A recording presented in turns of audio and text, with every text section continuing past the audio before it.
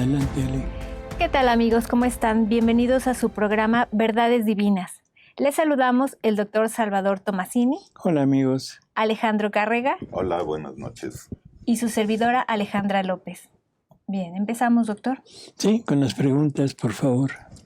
Dice, para lograr el abandono en la divina voluntad, ¿el alma hace algo o es también ese abandono es infundido por Jesús? Bueno, esto es interesante porque son las dos cosas que se necesitan. La criatura, ¿qué debe hacer? Primero conocer, disposición y estar siempre dispuesto a ese rechazo, a ese quitar todo lo nuestro. Y ahora con esa disposición, Dios va a actuar y nos va a ir quitando todo lo que tengamos de humano. O sea que es parte y parte.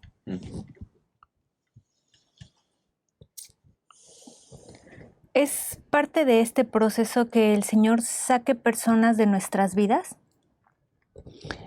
¿De ese desapego? Uh-huh. Bueno, el desapego tiene tres facetas, que es el material, el moral y el espiritual. En el moral, que es en donde están las personas, los afectos, los amores que puede uno tener en esta vida, y no necesariamente amor hacia otra persona, nada más en el plano, ¿cómo diríamos?, de relación romántico, para que se oiga bien, sino en la relación familiar, o sea, amamos a nuestros padres, amamos a nuestros hijos, en fin, toda la relación moral debería de ser amando a Jesús en las personas, no a las personas. Cuando nosotros nos desligamos de Jesús y amamos exclusivamente a la persona, estamos mal, o sea, no es el amor que Dios quiere.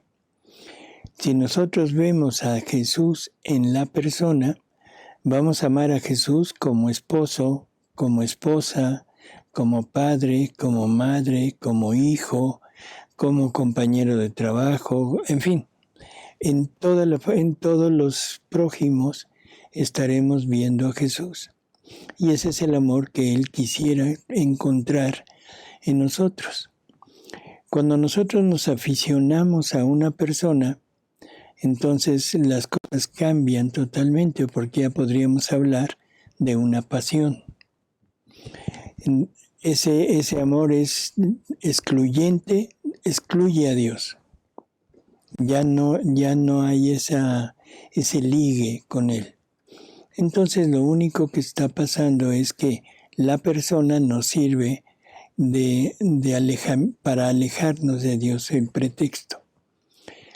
Cuando nosotros nos decidimos realmente a vivir en la divina voluntad y estamos con la disposición del desapego, Jesús nos va a ir quitando esta parte y nos va a ir infundiendo poco a poco ese amor hacia Él en todo. Y no solamente en las personas, sino en las cosas creadas, que sería la parte material, y en la parte espiritual lo mismo. Ya no sería el amor a las devociones, sino sería el amor a Dios. ¿Sí? Dice, ¿nuestra madre hace todo eso cuando hacemos los actos a nombre de ella? ¿Hace todo eso qué? Del programa de diálogos que nuestra mamita María. Sí, o sea, Jesús nos dice que María tiene el encargo de tomar todos nuestros actos y unirlos a los de ella. Y entonces el acto de ella es el que se presenta como acto nuestro ante la divinidad. Aquí debemos entender que la finalidad de esto es que la divinidad reciba el amor, la gloria que debería de haber recibido de toda la familia humana. Dios no se puede quedar con algo que no reciba, con algo que había decretado recibir y que no se reciba por culpa del hombre. Por eso es que debe de haber siempre alguien que supla a toda la familia humana, para que se lleven a cabo los decretos de Dios. El primer decreto que conocemos en este sentido es la redención. Entonces Dios necesitaba recibir determinado número de actos de agradecimiento por todo lo que ha creado, de actos divinos, o sea, de santidad humana, en fin, y de peticiones. Entonces lo que hace es, María, nuestra Madre, es la que completa esos actos, tomando los actos de toda la familia humana, rehaciéndolos en la divina voluntad y entregándolos al Padre a nombre de todos, como si fuera uno solo. Entonces, ¿María hace esto? Sí. Y ahora también en esta fase, ya no nada más para que venga la redención, sino tiene el mandato de tomar los actos de toda la familia humana hasta el final. Y eso es por varias razones. Primero, por el reino de la divina voluntad. Segundo, porque ella es madre, una madre real de nosotros. No es una madre heredada en la cruz, que eso quede claro. Es una madre real porque todos fuimos concebidos en el seno de María. Y aparte, María fue concebida en nuestros actos. Entonces, es esa identidad con ella, y ella es realmente madre. Y como madre trata de que sus hijos tengan lo mismo que ella. Ahora, esos actos quedan a expensas de nosotros si los queremos tomar o no. Ella los presenta ante la divinidad, el Padre los recibe como si toda la familia humana le hubiera pagado en realidad en divina voluntad, pero para las criaturas depende de la disposición de cada criatura si los quiere aceptar, vivir como de él o no. O sea, no es obligado, ni tampoco nos van a servir para presentarnos ante la Majestad Suprema el día que muramos y decir, es que yo hice todos los actos en divina voluntad. Si no tuve esa disposición en vida, María los presentó, pero por nosotros y hechos por ella, pero a nosotros no nos van a servir.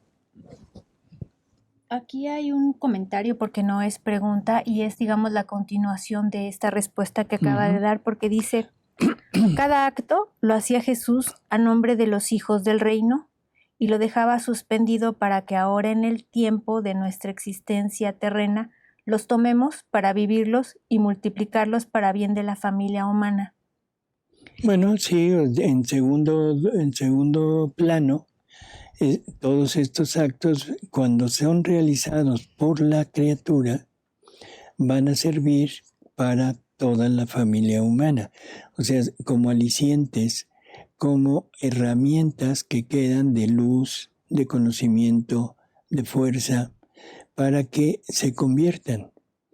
Pero quedan a reserva de si las personas los quieren o no los quieren aceptar. No son forzados, ¿no? Es que esta persona que nos envió dice, uno no toma la vida que Jesús rehizo de nosotros, como usted dijo, llegamos como llegamos. Bueno, sí y no. Si no vivimos en la divina voluntad, llegamos como llegamos, o sea, con nuestros actos humanos, y lo que hicimos en la tierra fue lo que él va a tomar en cuenta. Pero si vivimos en la divina voluntad, recordemos que la divina voluntad entra como vida en nosotros.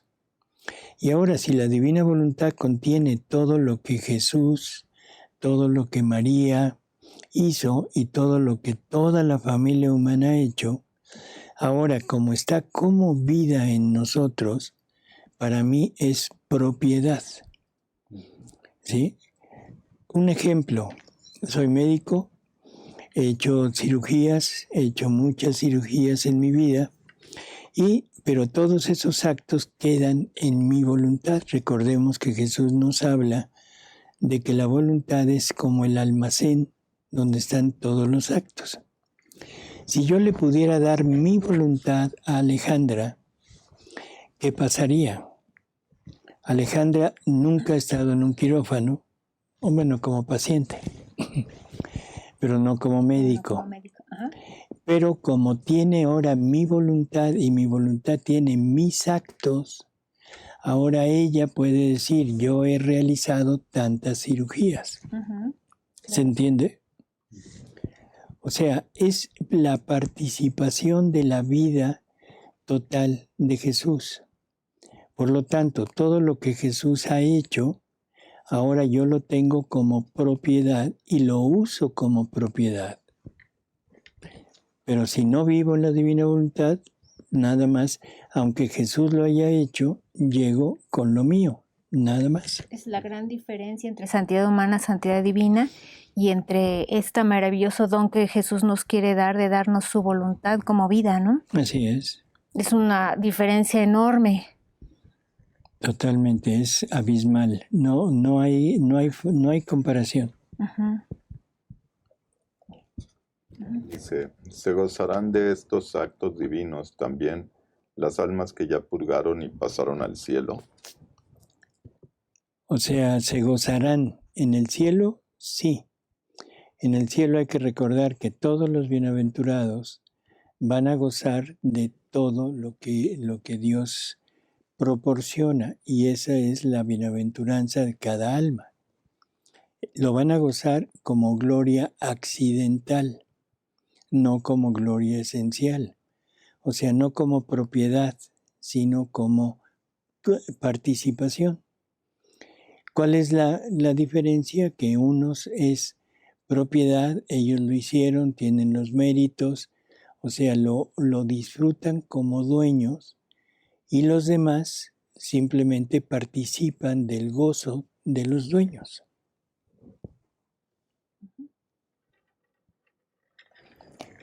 Doctor, entiendo que las acciones que desarrollamos en el tiempo son tan solo los efectos de la vida divina en nosotros. Ujú. Cuando se presentan obstáculos en la vida a la hora de desarrollar cualquier proyecto, deberíamos tomarlos como la divina voluntad nos dice. Detente, no quiero esto, por allí no va, cuando tenemos obstáculos. O más bien podríamos de tomarlo como la misma divina voluntad que nos dice, sigue adelante con esto, sacrifícate, vence los obstáculos. Pues esto es parte de mi plan para ti. Y yo pienso que es la primera opción y me ayudaría usted a entender cuál es. Bonita pregunta. Lo primero que tendríamos que recordar son algunas frases de Jesús que le dice a Luisa. Él dice que para lograr su finalidad de que realmente el alma se entregue en plenitud, Jesús mismo va frustrando de nuestros deseos, nuestras metas, o sea, Él es el que nos va poniendo los obstáculos. Eso estaría en la primera parte de este comentario. Y deberíamos de tomarlo como tal. Ahora, seguir luchando, seguir insistiendo, yo creo que eso va más bien enfocado a la voluntad humana. O sea, no tanto a la voluntad divina, sino más bien a la voluntad humana que se aferra a un ideal, a un deseo, a una idea, y podríamos decir que Dios nos lo permite. Dios no va a negarme el hacer lo que yo quiero, pero que sea voluntad de Dios el ponerlo como obstáculo para luchar, vencer, en fin, yo más bien lo vería como voluntad humana. No sé si tengan otra opinión. Pues bien, en una época hace tiempo que tenía esa duda, hice un trato con Dios y le dije, como no sé cuál es cuál, entonces lo voy a intentar 3 veces Si a la tercera no me sale, ya no intento la cuarta. Y las que sí eran buenas, pues él me regalaba en la cuarta, ya me regalaba el logro, digamos. Ujú. Y cuando no podía, la dejamos pasar. Bueno, entonces podemos hacer lo siguiente. Un trato. Hagan lo mismo que hizo Alejandro, pero no con 3 veces, sino unas 30 veces. 30. A ver qué tal. O sea, yo creo que es el abandono aquí, el abandono es fundamental. La confianza en Dios. Y sobre todo, o sea, recordemos también algo, que donde hay apoyos humanos, donde no hay única y exclusivamente el apoyo divino, eso no es voluntad divina. Entonces habría que analizar muy bien lo que estamos queriendo hacer, con qué recursos lo vamos a hacer, a quiénes vamos a recurrir para ver si se logra o no se logra. Si hay apoyos humanos, definitivamente decir no. Cuando es de Dios, sale sin ningún problema. Cuando es del hombre, generalmente tenemos que recurrir a esos apoyos y que en la mayor parte de las veces son apoyos no muy reales, sino casi siempre son movibles y nos van a desilusionar en un momento dado, ¿no? Nos van a traer quizá más problemas que ayudas. ¿Eso sería comportarse como un alma obstinada? ¿Y ahí radicaría la soberbia? Por eso es un acto humano. O sea, podría estar la soberbia, podría estar el deseo, o sea, un exacerbado, podría estar una idea obsesiva, podrían ser muchas cosas. Podría ser un ataque del otro, del enemigo, porque él sabe que oponiéndonos a la voluntad de Dios, definitivamente estamos impidiendo el desarrollo de la vida divina en nosotros, que eso es lo que él no quiere que se logre, ¿no? Pero es interesante y es un poquito ambiguo la respuesta, pero yo me inclino definitivamente a decir, si encuentro obstáculos, no se puede, ahí lo dejo. Si es de Dios, se va a presentar de otra manera, en otra circunstancia para lograr lo mismo que se quería lograr acá. Pero eso es si es de Dios. Los decretos, lo que Dios decide con una criatura se lleva a cabo siempre y cuando si la criatura acepta las condiciones de Dios. Dice, ¿cómo hablar de la divina voluntad si hoy nadie quiere escuchar hablar de Dios y mucho menos de estas verdades que son difíciles para muchos de aceptar? Si nadie quiere escuchar. Sí, esto es una pregunta muy, muy difícil. Yo lo primero que yo diría es confiar en que Jesús, el Espíritu Santo, nos van a dar las palabras adecuadas para poder inducir a algunas personas hacia Él. Segundo, decir la palabra Dios es poner un alto y generalmente la gente rechaza el hablar de Dios. Pero podemos hablar de Dios sin decir Dios. Podemos hablar de derechos, podemos hablar de principios, podemos hablar de justicia, en fin, de todo lo bueno sin mencionar la palabra Dios. Y de alguna manera estamos conduciendo a esa persona hacia lo correcto. Cuando esa persona acepte lo correcto, será más sencillo poder hablar de Dios. Eso es lo que yo podría decir, ¿no? Sí. En las horas de la pasión, ¿es necesario leer las meditaciones de antes y después de cada hora?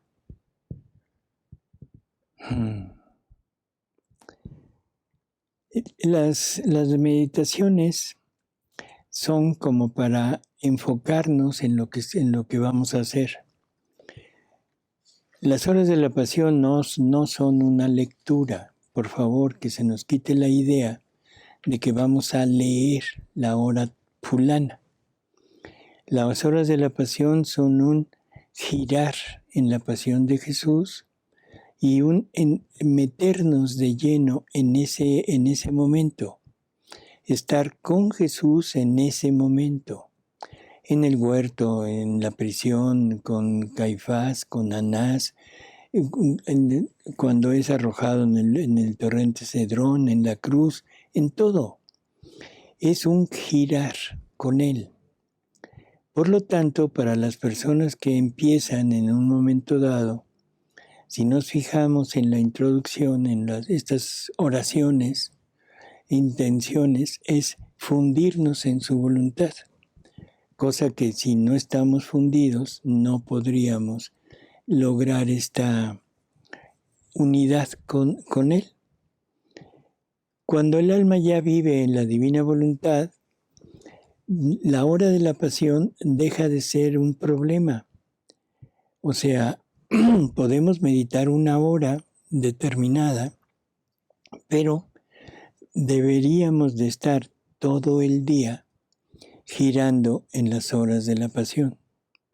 O sea, estar continuamente recordando la pasión de Jesús, estar aceptando que todo lo que tenemos, que todo lo que logramos es gracias a la pasión de Jesús. Podríamos estar continuamente viendo al prójimo, no criticando, por favor, que se entienda, no es una crítica, pero es estar viendo el dolor, la ofensa que se le está haciendo a Jesús, a la divinidad, y estar reparando continuamente, y eso es estar en las horas de la pasión. Por lo tanto, si ya tenemos este envoltorio de estar viviendo en la divina voluntad, sería ilógico decir, me quiero fundir en tu voluntad. ¿Sí? Es como un ejemplo, ahorita sería absurdo que yo dijera, bueno, vamos a hacer este programa a ver si contamos con la presencia de Alejandra y de Alejandro, si ya los tengo aquí. ¿Sí se entiende? Exactamente. Entonces, yo diría, al principio es conveniente, sí, para ir haciendo la costumbre de que esas horas no son lectura, sino son una vivencia de lo que Jesús está pasando. Y solamente lo podemos hacer en la divina voluntad. Cuando ya esta divina voluntad está integrada en la criatura como vida, ya no. Dice, entonces lo que se profetiza en el Apocalipsis ya se cumplió.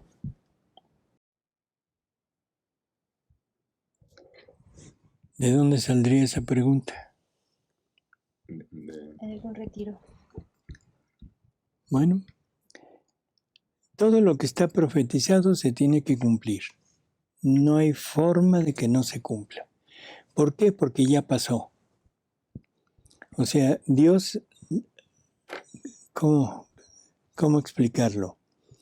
Cuando Dios profetiza algo, cuando Dios anuncia algo, más que profetizar, anuncia. ¿Por qué? Porque en Él está toda la familia humana con todos sus actos en un solo acto continuo. Lo que no ha pasado en Él ya está como realizado.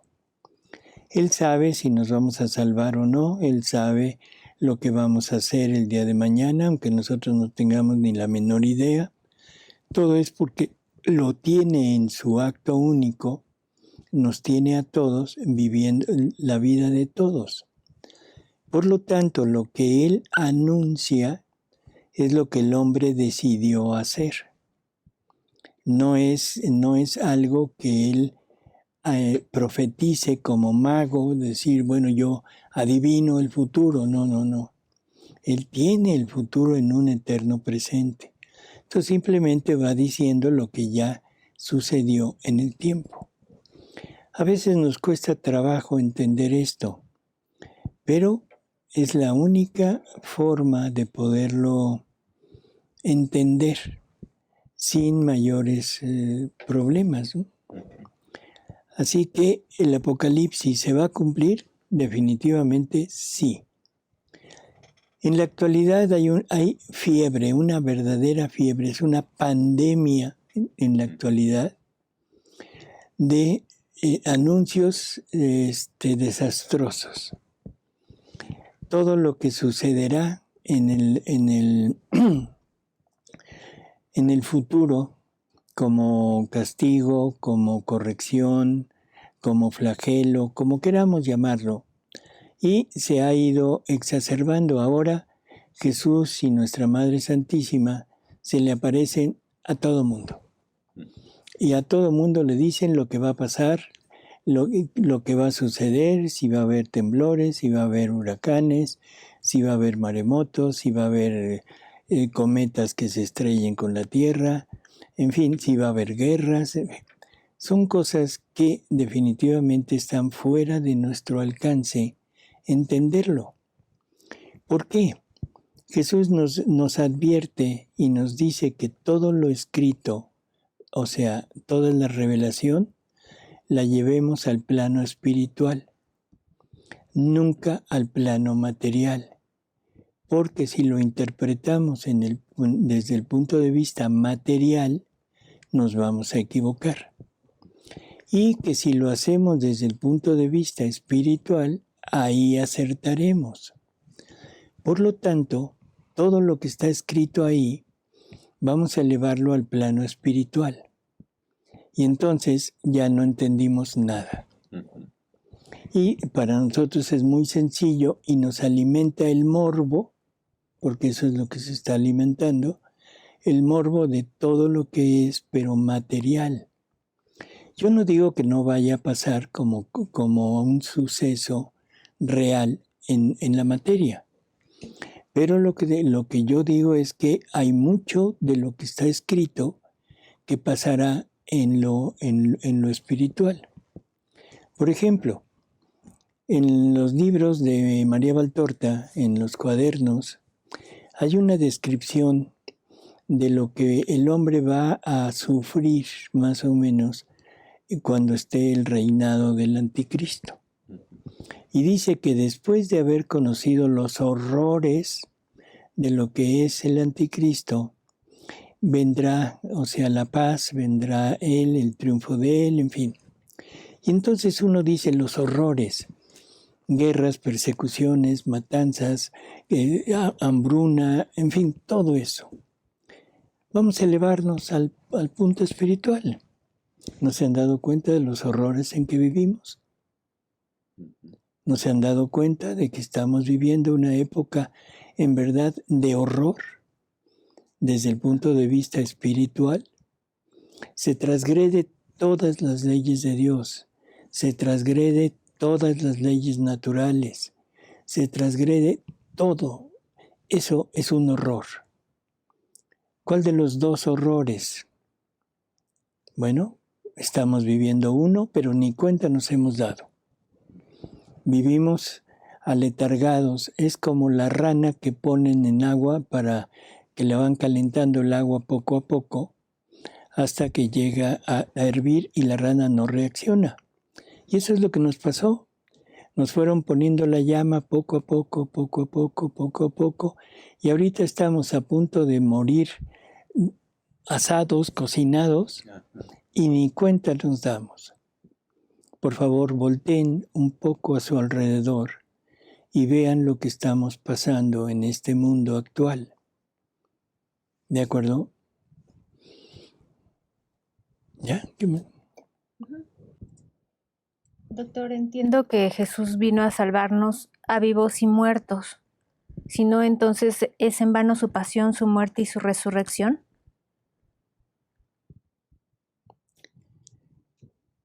La podemos tomar de dos maneras esta pregunta. La voy a tomar la que creo más lógica. Si se supone que vino a salvarnos a vivos y muertos, quiere decir que va a salvar a todos. Todos los que murieron, todos los que mueren y todos los que morirán. ¿En qué sentido? ¿En el material o en el espiritual? Bueno, podríamos hablar del material y podríamos hablar del espiritual también. ¿Cuáles son los muertos espirituales? Todos aquellos que han rechazado a Dios de su vida. ¿Y a esos vino a salvar? Bueno, trajo la intención de salvarlos. Pero si la criatura no quiere aceptar la salvación, no la salva. Así que, o sea, aunque su intención era salvar a todos, lo que está hablando es a los que quieran, a los que deseen realmente salvarse. Por muertos espirituales. Los físicos, los muertos físicos, bueno, ellos ya tuvieron su oportunidad de aceptar o no aceptar, ya sea en su vida o en el momento de su muerte. Ellos ya están salvados o están perdidos, condenados. Nosotros nos vamos a enfrentar continuamente, nos estamos enfrentando a esas decisiones de sí con Dios o no con Dios. Y en eso estamos basando nuestra salvación. Pero si yo continuamente estoy diciéndole no a Dios, aunque Él quisiera salvarme, no lo va a lograr, porque yo no quiero. ¿Qué es lo que pasó con Judas? Jesús acepta a Judas en el colegio apostólico. Jesús hace por Judas lo que no hizo por ninguno, sufre por Judas lo que no sufrió por ninguno. Sin embargo, Judas no aceptó. Entonces Judas se perdió.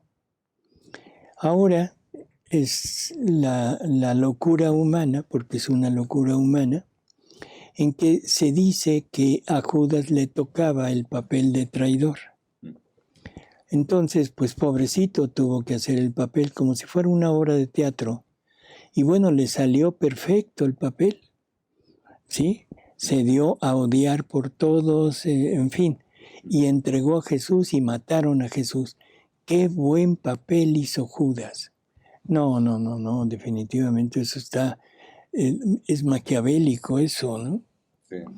O sea, la libertad de Judas no la transgrede Dios por nada de este mundo. Entonces, el hecho de que Judas haya aceptado traicionar a Jesús es por su libertad, no porque haya querido, no porque sea querido por Dios. Dios lo anticipó, lo anunció, sí. No dijo el nombre de Judas, simplemente, o sea, habló del traidor. Pero en términos generales es lo que decíamos hace unos momentos. Dios tiene todos los actos de toda la familia humana en un eterno presente.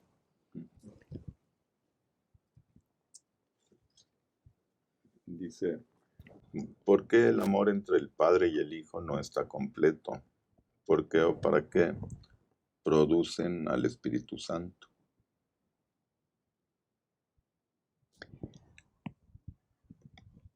A ver, lo primero, quite la palabra producen, ¿sí? Eso parece como una empresa que produce determinado artículo. No. El amor entre el Padre y el Hijo, el amor tiene 3 actos, debe tener 3 actos. Si no tiene esos 3 actos, el amor no es un amor verdadero, no es un amor completo. El primer acto es darse, no dar, sino darse. El segundo acto es ser correspondido. Y el tercer acto es el participar, el comunicar. El Padre se ama a sí mismo, ojo con estas palabras. Dice Jesús que el verdadero amor está ejemplificado en la Trinidad, que el Padre se amó a sí mismo en el Hijo. Entonces, ¿qué? ¿Fue un amor egocéntrico? ¿El Padre es un egocéntrico? Sí, pues no. No, el Padre se dio completo en el Hijo. O sea, en el momento que el Padre ama, se está dando totalmente y ahí es generado la persona, la segunda persona de la Trinidad, que es el Verbo eterno, que es la palabra de Dios. Entonces, el Padre ya dio su primer acto para conformar el amor. Pero el Padre no es amor todavía. O sea, le falta el segundo acto. Que el segundo acto es ser correspondido. Entonces Jesús nos dice que Él, Verbo eterno, se amó a sí mismo en el Padre. O sea, se dona totalmente. Entre esos dos movimientos, ahora ya hay dos movimientos. Darse y ser correspondido. Ahí es el completo de los dos primeros actos, que es, ¿cómo diríamos? La unión de esos actos es lo que viene a dar la procedencia del Espíritu Santo. Por eso es procedencia, procede de los actos del Padre y del Hijo. Entonces, ¿qué quiere decir que tiene el Espíritu Santo? Vida divina. O sea, la vida del Padre, la vida del Hijo, con todo lo que el Padre quería, con todo lo que el Hijo realizó. Y eso es lo que el Espíritu Santo encierra en sí mismo y está encerrando, está uniendo como en un círculo a la Trinidad. Y ahora, ¿ya está el amor completo? Sí, pero falta la última acción, que es la acción del Espíritu Santo. Entonces, la acción del Espíritu Santo es comunicar lo que tiene. Y esa comunicación de lo que tiene es lo que va a completar, lo que va a volver verdadero amor al amor divino. Y eso lo comunica a la criatura, al ser humano, ¿sí? Entonces, no lo fabrican, no lo producen, sino procede de los dos actos del Padre y del Hijo, se encierra, ahí está el amor y ahora el amor va a actuar. Y actúa comunicando lo que tiene, que es vida divina. No sé si esto queda claro. La creación no es vida divina. Toda la creación, con toda la vastedad que hay de cosas creadas, no son vida. No son vida, son cosas, es algo creado. La vida es cuando se comunica la vida divina, se comunica a un ser. Y ese ser es el ser humano.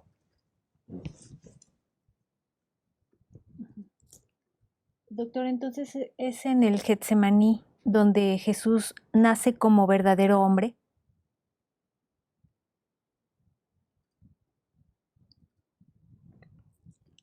Me quedó cara de juata. Me quedó cara de juata. En el Getsemaní, ¿qué es lo que Jesús hace? Bueno, antes que eso. Jesús, ¿desde cuándo es verdadero hombre? Desde el momento que se encarna en su humanidad dentro del seno de María. Ahí ya es verdadero hombre. En la mente de Dios, Jesús estaba desde toda la eternidad, pero en el tiempo, empieza su vida como verdadero hombre en el momento de la encarnación. Y toda su vida es como verdadero hombre. No podemos hablar de que no era hombre y hasta el Getsemaní se realizó como verdadero. En el Getsemaní, ¿qué hace Jesús en el Getsemaní? ¿Qué hace Jesús, Alejandro? Pues, ¿cómo se puede decir? Quedarse solo, sin Dios.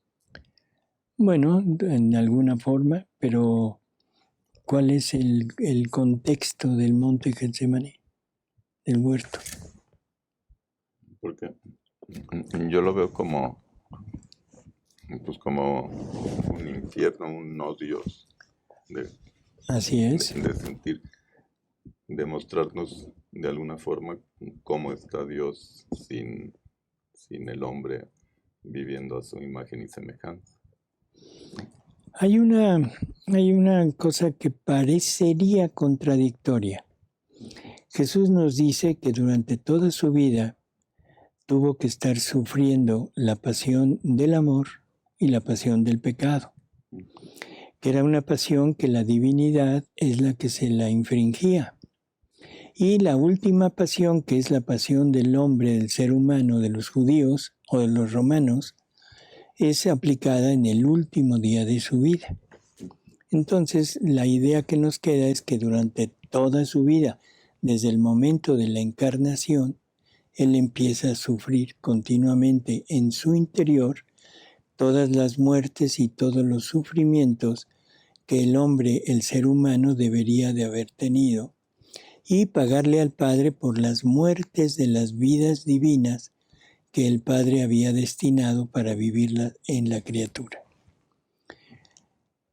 En el Getsemaní, Jesús nos dice que fue una pasión extrema, que sufrió al grado tremendo, porque tuvo que concentrar en él todas las muertes y todos los sufrimientos de toda la familia humana.